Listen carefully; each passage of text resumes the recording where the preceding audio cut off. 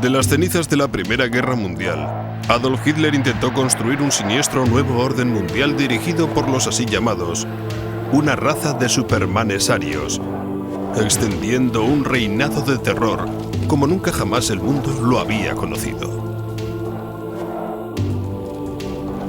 Muchos creen que los nazis conjuraban a los espíritus extraños y que seguían prácticas ocultas que habían permanecido dormidas en Europa durante cientos de años. Ahora bien, hay documentos que prueban que sus creencias estaban basadas en una perversión de las antiguas tradiciones paganas. Un dar la vuelta de las batallas míticas entre las fuerzas de la luz y la oscuridad. Un viaje terrorífico a un mundo gobernado por místicos locos y asesinos.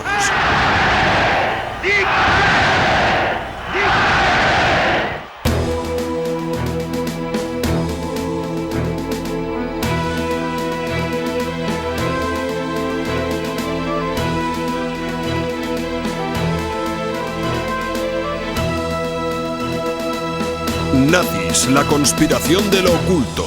Primera parte.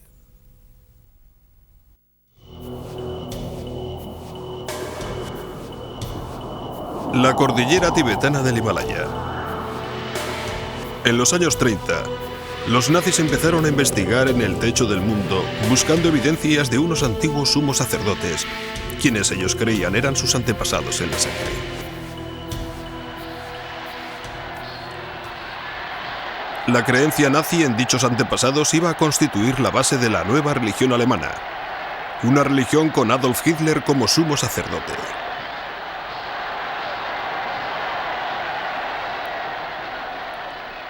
Inspirando la cruzada maligna estaba la creencia en que la pura sangre aria estaba siendo contaminada por las así llamadas razas inferiores y que una nueva raza de superhombres arios gobernaría el mundo. Esa fue la interpretación de los antiguos mitos y del saber popular oculto que iban hasta 1000 años atrás en el tiempo.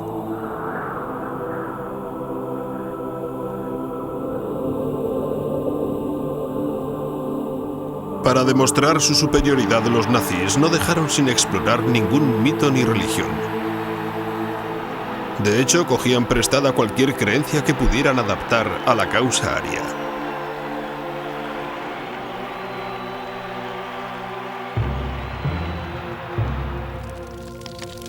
Como base de la nueva fe, Hitler necesitaba eliminar las religiones que competían con él.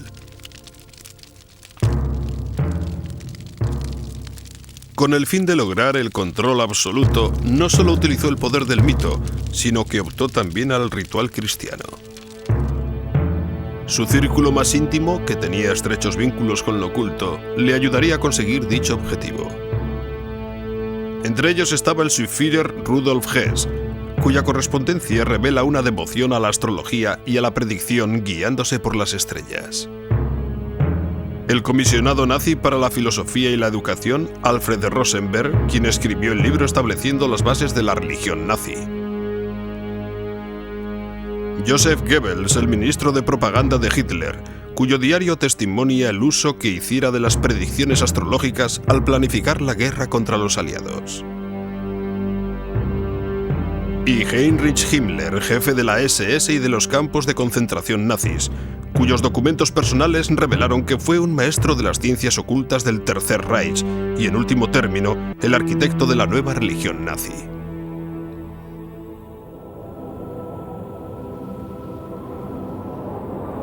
En la base de esa nueva religión había una leyenda antigua oculta que relata la historia de un continente en alguna parte del Atlántico Norte. Allí vivió una raza de seres superiores que habían caído en desgracia a causa del mal y el vicio.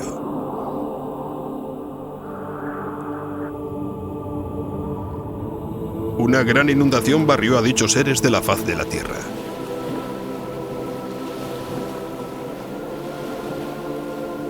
Pero antes de que pudieran ser destruidos todos, algunos sacerdotes escaparon por el mar. Y con el paso del tiempo, llegaron a las altas cimas del Tíbet. Aquellos sacerdotes fugados, que los místicos creían eran la raza original de los hombres dios arios, se decía eran los antepasados de todos los pueblos indios y europeos. La tierra se llamaba Atlántida.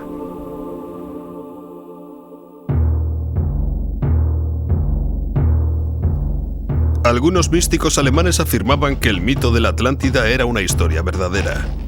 Era la prueba que ellos tenían de que los arios eran el pueblo elegido, descendientes de los superseres de Atlantis, y que habían perdido sus poderes al mezclarse con los meros mortales. En todas esas doctrinas estaban las semillas del pensamiento nazi.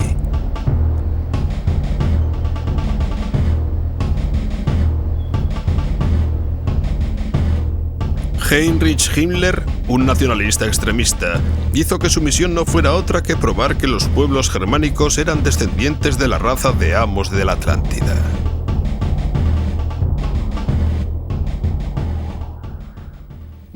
Los nacionalistas, especialmente aquellos que creían en la superioridad de la raza aria, siempre habían mantenido la idea de una isla desaparecida, de un mundo oculto, una especie de utopía. Himmler quizá pudo haber pensado que fue en el Tíbet y que esta raza de amos, la raza de los amos del Atlántico, como a Himmler gustaba llamarla, podría haber estado en las montañas tibetanas. Sus descendientes podrían aún estar vivos.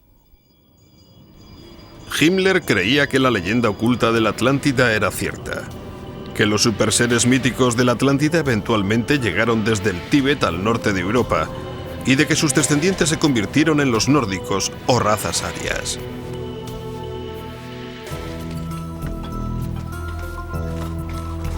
Se enviaron al Tíbet expediciones subvencionadas por el gobierno bajo la dirección de Himmler. Buscaban evidencias de sus antepasados. Para documentar dicho proceso, los investigadores nazis realizaron este cortometraje. En 1946, en los interrogatorios después de la guerra realizados por el ejército de los Estados Unidos, el científico que dirigió una de las expediciones describió su primer encuentro con Himmler. Himmler mencionó su creencia de que la raza nórdica no evolucionó, sino que directamente bajó del cielo para asentarse en el continente atlántico, y que los antiguos emigrantes de la Atlántida habían fundado una gran civilización en Asia Central.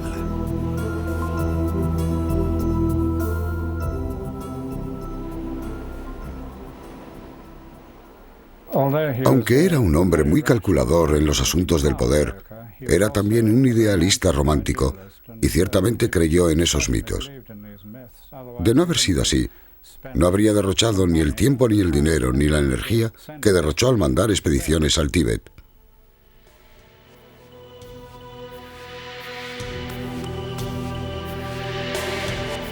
En el Tíbet, las poblaciones fueron sometidas a unas inspecciones completas de los cuerpos realizadas por los investigadores nazis. Buscaban lo que el partido llamaba los rasgos físicos arios: frentes estrechas, miembros largos y características muy anguladas.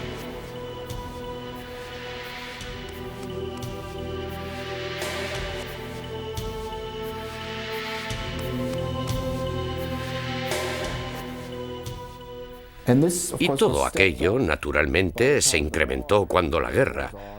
Y fue entonces cuando ellos pudieron experimentar de una inocente naturaleza en los sujetos vivos.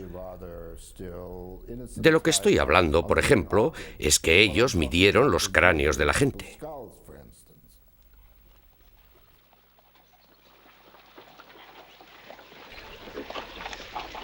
La búsqueda por demostrar la superioridad de la raza aria pronto rayó en lo criminal.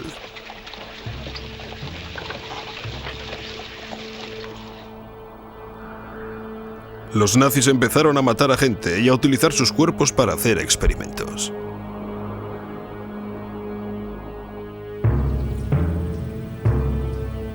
Creían que una vez que hubieran probado que sus antepasados eran dioses, sería cuestión de tan solo un paso recrear dicha raza de los hombres diosarios a través de la reproducción selectiva. De alguna manera, se podría forzar la evolución en una especie de ambiente cerrado, seleccionando a los padres para reproducir hijos hasta que llegara el momento en el que realmente podrían conseguir reproducir el Superman que había sido predicho por las teorías ocultistas.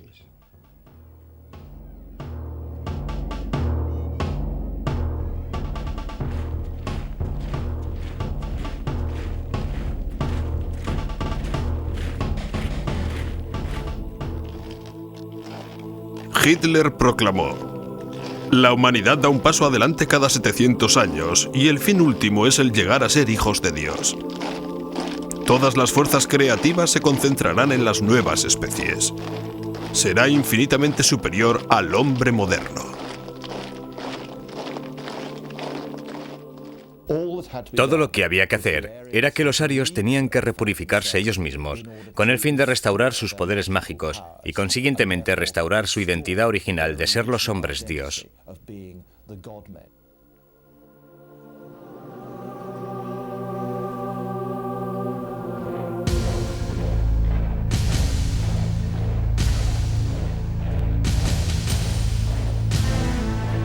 Lo más selecto de la raza fueron las SS de Himmler. Solo reclutaba a los más fuertes, a los que mejores condiciones físicas tenían y a los que él consideraba los jóvenes más guapos, altos, rubios y con ojos azules. Aquellos futuros guerreros debían de ser educados y solo de las familias de pura raza aria. Los miembros de las SS eran por lo general bastante altos, hombres preparados para ser guerreros. Y aún más, Hitler había decretado que los de las SS debían medir 1,85 metros. Hitler medía 1,85. Además del tamaño, tenían que ser de pura raza. En cuanto a los oficiales, debían demostrar que tenían una ascendencia alemana sin mezclas que datara de 1750.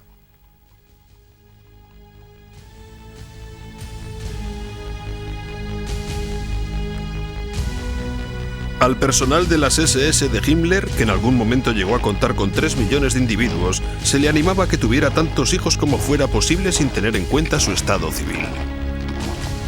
Las SS, les decía, tenían un sagrado deber con su nación y con su Führer, engendrando bebés arios sanos.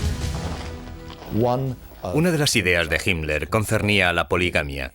La única forma en la que se podía reproducir la raza aria más rápidamente era instituyendo la práctica por la cual los hombres de la SS pudieran tener más de una esposa.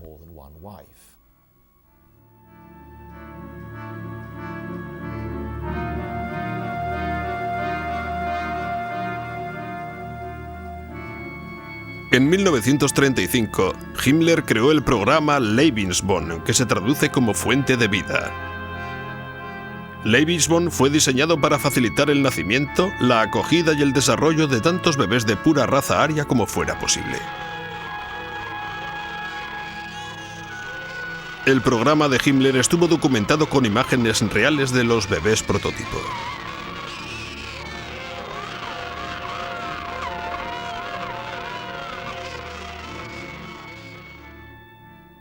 El Lebensborn de la SS estaba estableciendo las condiciones por las cuales las jóvenes podrían de hecho ser cumplimentadas por los sementales de la SS.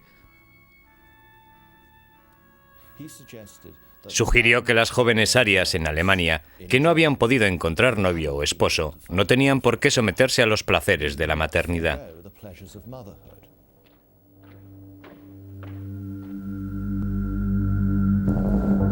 Según la doctrina de Lebensborn, un hijo ilegítimo no era una desgracia en tanto la madre fuera genéticamente apta. Se pensaba que las mujeres solo tenían una misión: engendrar los hijos cuyos descendientes el partido nazi creía se convertirían en dioses. Nacieron, según algunas estimaciones, unos 11.000 bebés Lebensborn entre 1935 y 1945. La mayor parte de esas criaturas jamás conocieron a sus padres.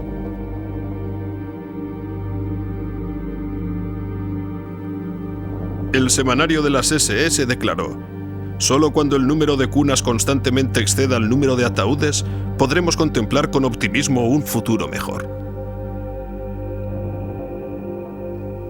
Los bebés Leibisbon inmediatamente se convirtieron en propiedad del Estado. Algunos crecieron en hogares Leibisbon, mientras que otros crecieron en familias de las SS. Durante la guerra, los niños que tenían una apariencia aria fueron secuestrados de las naciones conquistadas y enviados a hogares Leibisbon en Alemania. Documentos nazis indican que unos 200.000 bebés polacos fueron secuestrados y llevados a hogares Leibisbon, donde recibieron una preparación muy esmerada en todos los aspectos de la cultura y mitología nazis.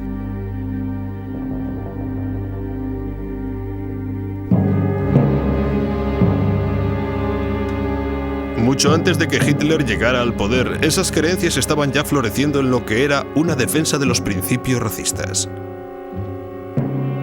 Había muchas organizaciones en Alemania y Austria a principios de siglo que mezclaban la ideología racista con las prácticas del ocultismo. Pero dichas ideas solo llegaron a ser populares al final de la Primera Guerra Mundial.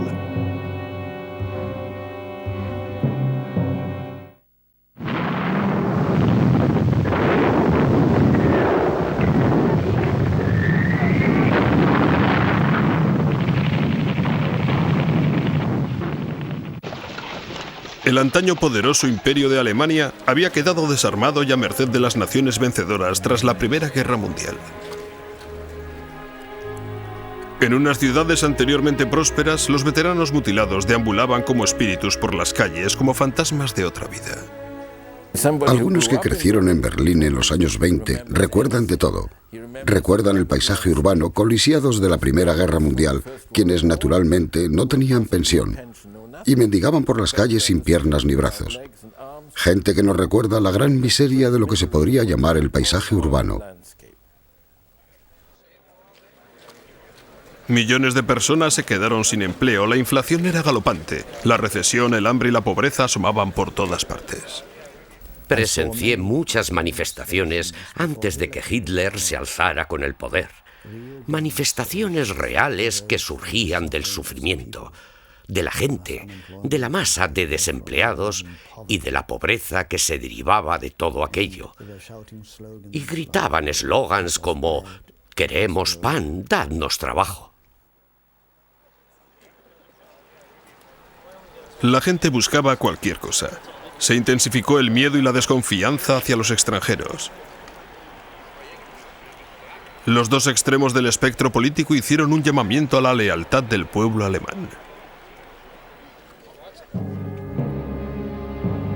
Después de haber servido con distinción en la Primera Guerra Mundial, Hitler fue trasladado a Múnich, donde su trabajo consistía en infiltrarse en las organizaciones de izquierdas para conseguir información para el ejército. Uno de sus cometidos cambió el curso de su vida.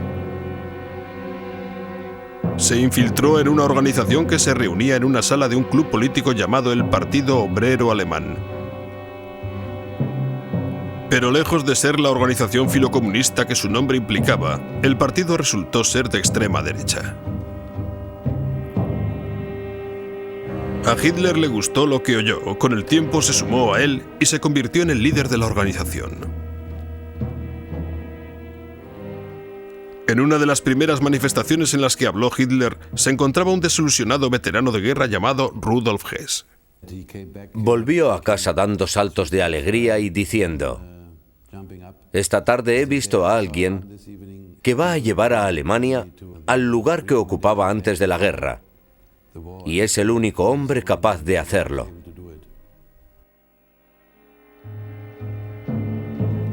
Hess estaba convencido de que el dinámico orador al que había escuchado era el tan largamente esperado Mesías, profetizado en los círculos ocultistas alemanes.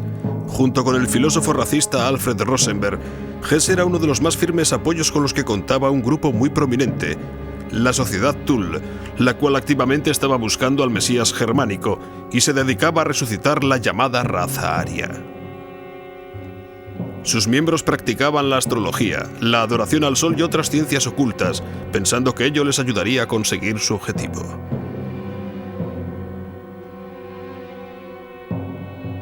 Su emblema era una daga colocada frente a una esvástica curva. Al contar entre sus miembros algunos de los ciudadanos más ricos y poderosos de Múnich, la sociedad financió el Partido Obrero Alemán de Hitler. En 1920 el partido de Hitler oficialmente cambió su nombre por el de Partido Obrero Nacional Socialista Alemán. NSDAP, sus siglas en alemán, o como muy pronto se le llamaría, el Partido Nazi. Con Hitler como líder, el partido nazi creció enseguida conquistando a la gente en un arrebato de miedo frenético y con una oratoria feroz. Les proporcionaron el fuerte líder carismático por el que habían estado suspirando desde la guerra. Al igual que muchos alemanes y austríacos en aquella época, Hitler vivió en un entorno que ya era hostil al judaísmo. Fácilmente pudo encontrar aquellas ideas en publicaciones populares como Ostara, una revista ocultista abiertamente racista, escrita por un monje y místico renegado que acabó secularizándose, llamado Lons van Liebenfels. Los titulares decían: ¿eres rubio? Entonces corres peligro. Por lo tanto, deberías de leer Ostara, publicaciones para los rubios y el movimiento de los derechos del varón. Uno de los tópicos populares expresados por el general era que la gente de piel más oscura, sobre todo los judíos, eran los más peligrosos y amenazantes. Los judíos siempre se habían enfrentado a los arios para ser los dueños del mundo. Un enfrentamiento que se remontaba a los tiempos bíblicos. Los titulares hacían la siguiente observación. ¿Eres rubio? Entonces estás en peligro. Lee toda la información sobre la raza y sobre el movimiento en favor de los arios. La publicación planteaba el perfil de lo que sería la visión de los nazis del mundo: selección racial, Lebensborn e incluso los campos de exterminio nazis. Con semejante planteamiento, las ideas de Hitler sobre la raza, que ya estaban desarrollándose, quedaron influenciadas por quien sustentaba la sociedad Thule, Alfred Rosenberg, el filósofo racista y ocultista, quien con el paso del tiempo se iba a convertir en la voz del Führer en los asuntos espirituales. En su libro El mito del siglo XX, Rosenberg reinventó la historia alemana y estableció las bases del nuevo credo nazi: la religión de la sangre. Particularmente, contemplaba la sangre en un sentido religioso como el factor determinante. Tenía que ser una iglesia de la sangre más que una iglesia de la fe. La sangre vinculaba a las razas nórdicas, de modo que para Rosenberg, la sangre, la raza, la identidad racial se convirtieron en las notas principales de la nueva ideología.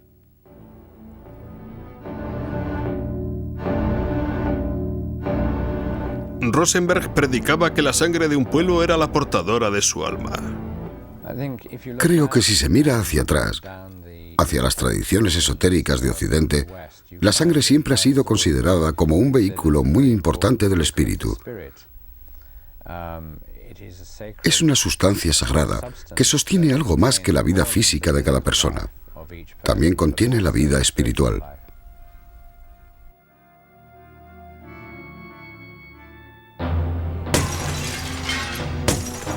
El mito nórdico reemplazó a la Biblia cristiana como la base de la nueva religión nazi.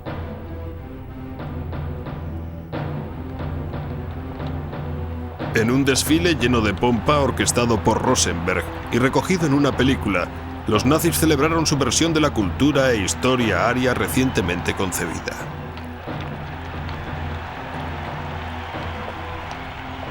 Rosenberg escribió: «Hoy está surgiendo un nuevo mito, el mito de la sangre, la creencia de que la esencia ha de ser defendida por la sangre». Hitler llevó la idea de Rosenberg incluso más lejos cuando escribió: «Las viejas creencias volverán a ser honradas otra vez. Todo el secreto de la naturaleza, de lo divino, el demonio. Nosotros arrollaremos las apariencias cristianas y organizaremos una religión peculiar a nuestra raza».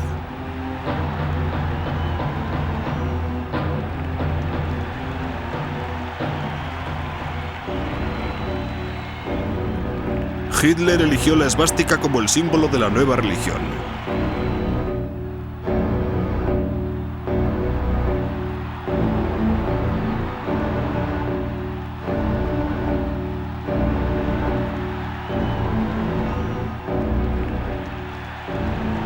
La esvástica se puede encontrar por todo el mundo y a lo largo de la historia en muchas culturas diferentes. Desde los tiempos más antiguos fue símbolo de la buena suerte en China, y hasta el día de hoy sigue siendo un emblema religioso de la fe hindú y budista.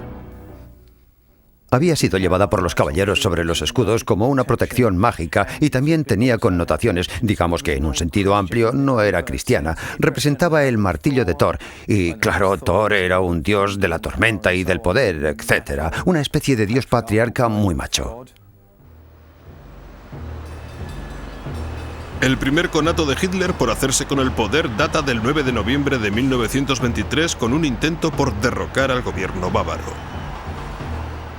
Al frente de un ejército privado de tropas de asalto, lanzó un ataque por sorpresa contra una cervecería donde estaban reunidos algunos de los líderes del gobierno.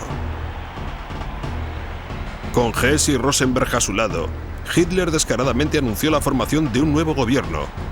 Luego se lanzó a la calle consiguiendo que 3.000 hombres desfilaran por las zonas de Múnich.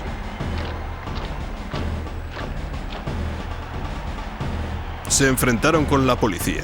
Hubo disparos y cayeron abatidos 16 hombres de Hitler. Fue una intentona golpista fracasada, pero en los 10 años antes de que Hitler se alzara con el poder, los 16 se convirtieron en mártires. Entonces llevaban la bandera esvástica, y eso de alguna manera cayó bien a la gente, y además con la sangre de los muertos sobre ella. Y de allí surgió un ritual por el cual toda nueva bandera o pancarta nazi no adquiría fuerza y energía hasta que Hitler la hubiera tocado con aquella bandera.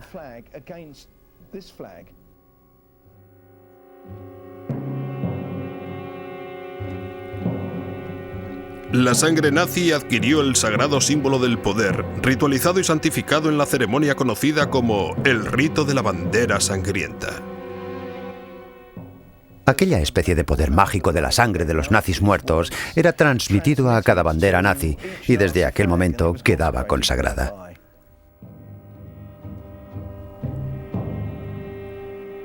La bandera sangrienta fue el crucifijo de la religión de Hitler. Llegó a simbolizar su nuevo reino.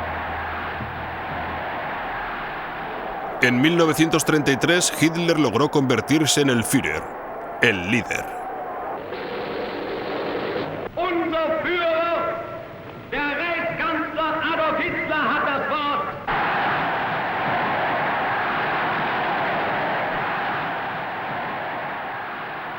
Era un título que concordaba con el eco de las connotaciones religiosas del ungido, o incluso del Mesías. Había llegado la hora de Adolf Hitler.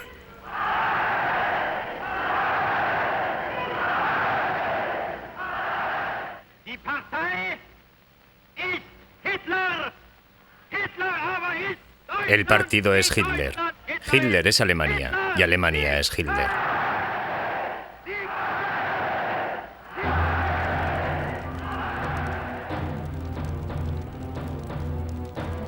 Con la subida de Hitler al poder, la religión de la sangre se convirtió en la religión indiscutible del partido nazi, completa con sus días festivos y mártires.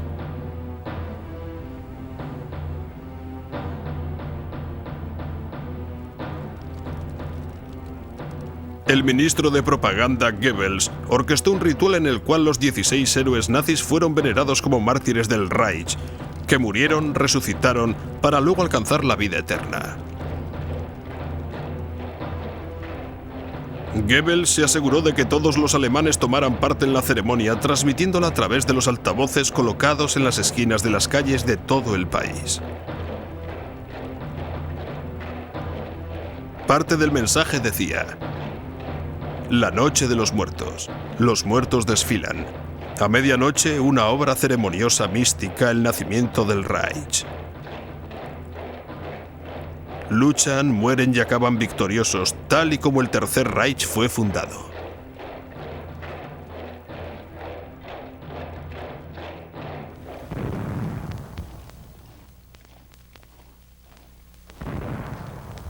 Los cuerpos de los 16 héroes fueron enterrados en el edificio conocido como el Wendelhall o Templo del Honor.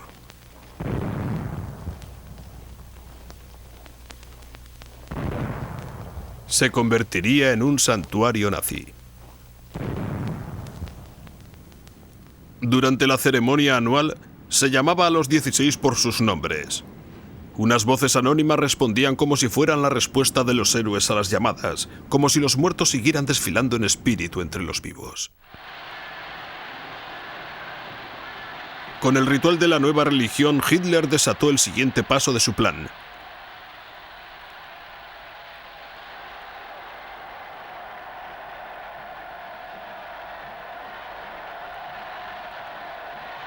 Hitler escribió: "La fuerza sin una base espiritual está destinada al fracaso".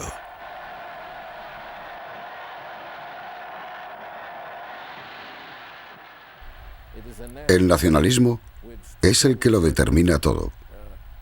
Toda tu vida, todos tus pensamientos, todo. La pieza central de todo ello es, si se quiere, el que uno esté dispuesto a sacrificarse por la madre patria. El adoctrinamiento en la fe nazi, con Hitler como Dios, empezaba pronto y continuaba en la edad madura.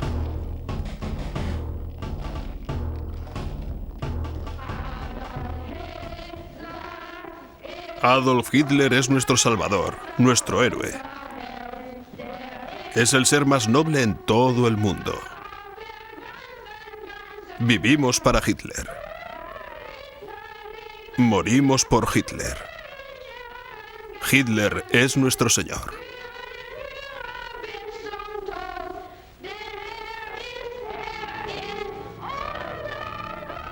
En 1993 el partido se adueñó de todas las organizaciones juveniles alemanas. En cuanto a las chicas, la organización obligatoria fue la Liga de las Jóvenes Alemanas, donde se les enseñaba el autosacrificio, el que se casaran jóvenes y que sus cuerpos pertenecieran a la nación.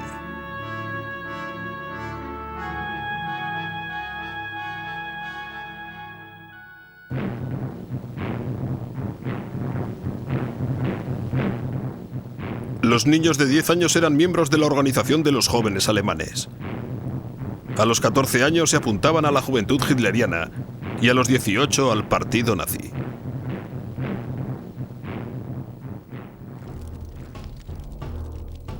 En cada etapa se les enseñaba el credo nazi de los sagrados rituales de la sangre, la superioridad de la raza y la total alianza con Hitler, incluso hasta la muerte. Yo formé parte de las juventudes hitlerianas hasta los 18 años. Nos enseñaban, y entonces lo creíamos, que era estupendo luchar por nuestro país, y si era necesario también morir por nuestro país.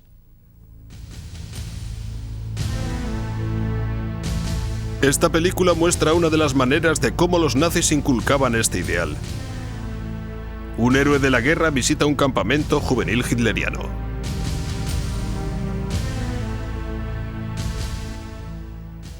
Era estupendo que te dijeran que pertenecías a la raza más grande, a la nación más grande de la Tierra. Yo pensaba que como era alemán y como la sangre alemana corría por mis venas, eso me hacía superior a todos los demás. Hitler afirmó: "Quiero ver otra vez en los ojos de la juventud el brillo de la bestia de presa".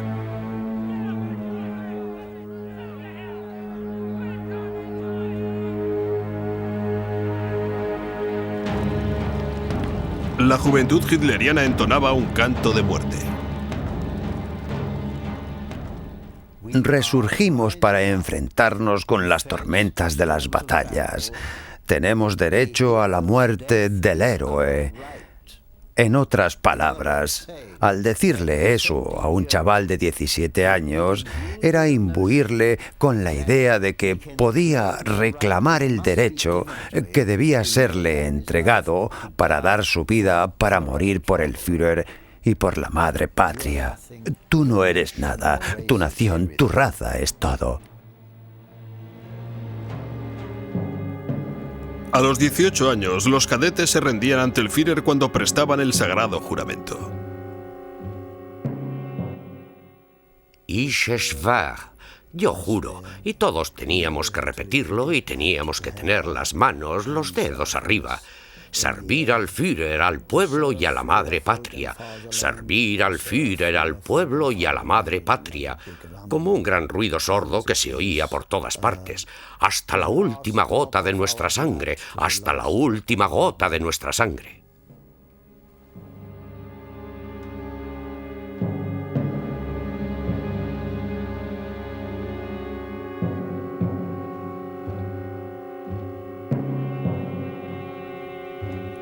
En el meollo de todo el adoctrinamiento alemán estaba la autobiografía de Hitler, Mein Kampf, o Mi lucha. En ella estaba perfilada la filosofía de los planes de los 1000 años del reinado nazi. Mein Kampf se convirtió en la Biblia nazi. Pensé que era el libro más grande jamás escrito. La Biblia no es nada comparado con eso, y aún hoy día puedo citarlo de memoria. Y eso que lo leí hace más de 60 años.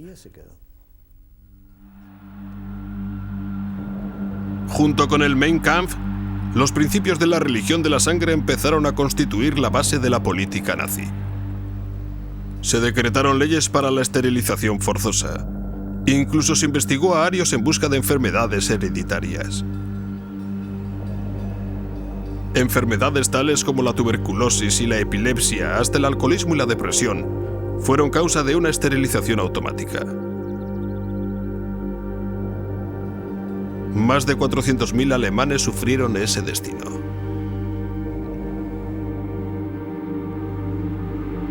Hitler lo razonaba así. La exigencia de que la gente defectuosa evite propagar una descendencia defectuosa es una exigencia de la razón clarividente, y si se ejecuta de manera sistemática, representa el acto más humanitario de la humanidad.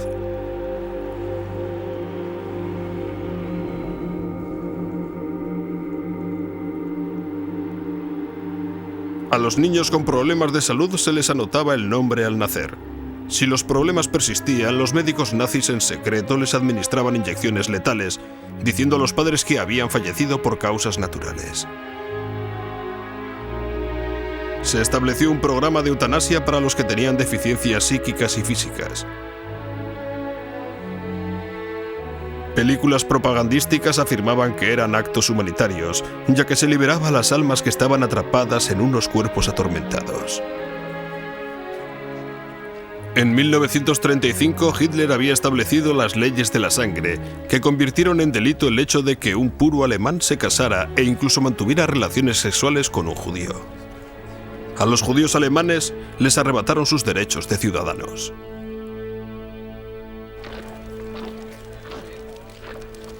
Pero lo peor aún estaba por venir. La purificación de la sangre aria solo era la mitad del plan demoníaco de Hitler. Para finalmente despejar el camino para el último estadio de la evolución humana y asegurarse la llegada del milenio ario, a los nazis les parecía que aún quedaba un obstáculo: la misma existencia de los que no eran arios.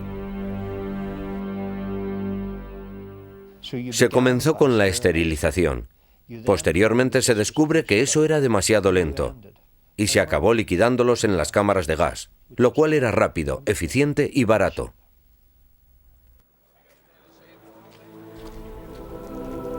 Hitler escribió: «Se habrá de tomar la decisión más seria y dura. Una medida bárbara para el desgraciado al que le toque, pero una bendición para la posteridad. El dolor efímero de un siglo redimirá milenios de sufrimientos».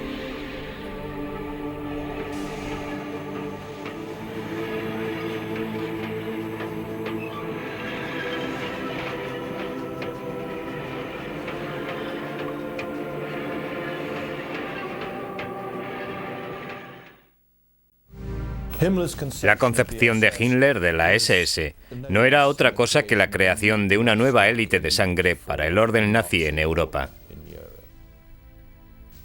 En todas las etapas, a la SS se le recordaba que no era otra cosa que una élite guerrera, cuyos valores de dureza y de valor militar eran absolutamente importantes para su existencia.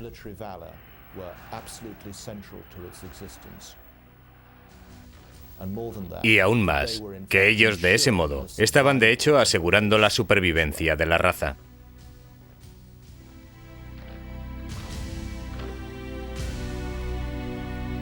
Himmler había nacido católico, pero para la época en la que conoció a Hitler era ya un redomado ocultista.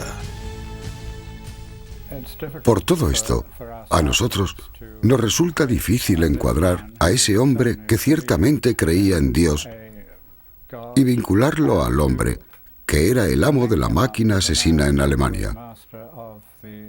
Pero en realidad, ambas cosas naturalmente están unidas, porque lo que estaba intentando hacer era arrancar de raíz las fuerzas que él creía habían corrompido a Alemania para volver a los antepasados de pura sangre.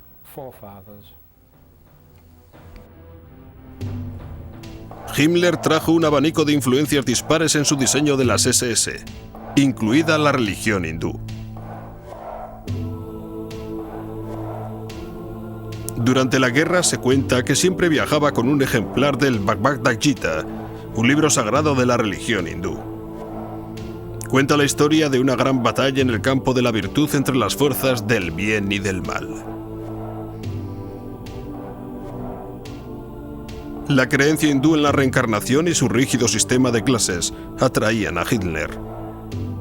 Era un modelo perfecto para la élite guerrera de los nazis que gobernaría el mundo. Los historiadores dicen ahora que Himmler estaba convencido de que era la reencarnación del rey Heinrich, un líder alemán de la Edad Media que detuvo la invasión de Alemania por parte de los eslavos. Cuando los nazis se preparaban para invadir Europa Oriental, Himmler creyó que ya estaba en camino para llevar a cabo su destino, que sus SS habían vuelto a la madre patria para luchar en una guerra santa similar.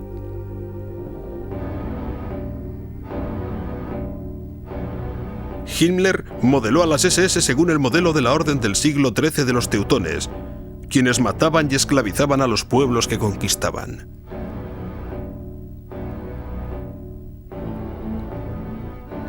El paralelismo con las propias prácticas de la Alemania nazi es inconfundible.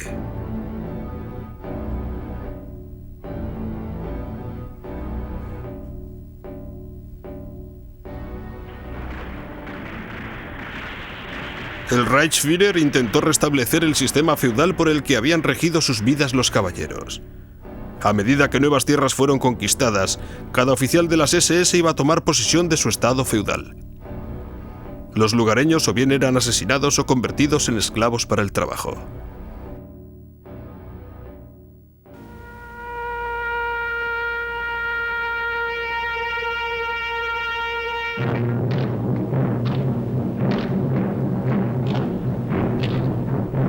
Al igual que los caballeros teutones, Himmler transformó una serie de antiguos castillos en escuelas de preparación, que eran a la vez centros religiosos y militares.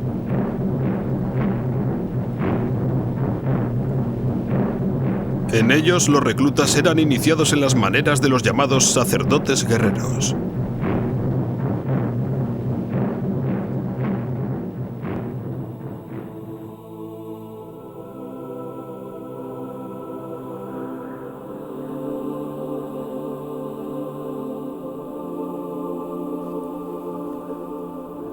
En 1934, Himmler eligió Wewelsberg como su castillo personal. Se convirtió en un centro sagrado de la flor y nata de la élite de sus caballeros de las SS. Hitler eligió Wewelsberg porque su consejero espiritual de las ciencias ocultas le había dicho que iba a ser un punto fuerte mágico para la resistencia alemana contra un gran ejército venido de Oriente, y que allí tendría lugar una gran batalla y las huestes orientales tendrían que retroceder. Hitler tenía unos planes grandiosos para su castillo medieval en Wewelsberg, pero ello requería una prodigiosa cantidad de mano de obra. Para asegurarse un amplio suministro de esclavos, construyó un campo de concentración de trabajo en las proximidades. De 1939 a 1945, 4.000 prisioneros trabajaron en el castillo de Himmler. Casi un tercio murió mientras trabajaban en ello.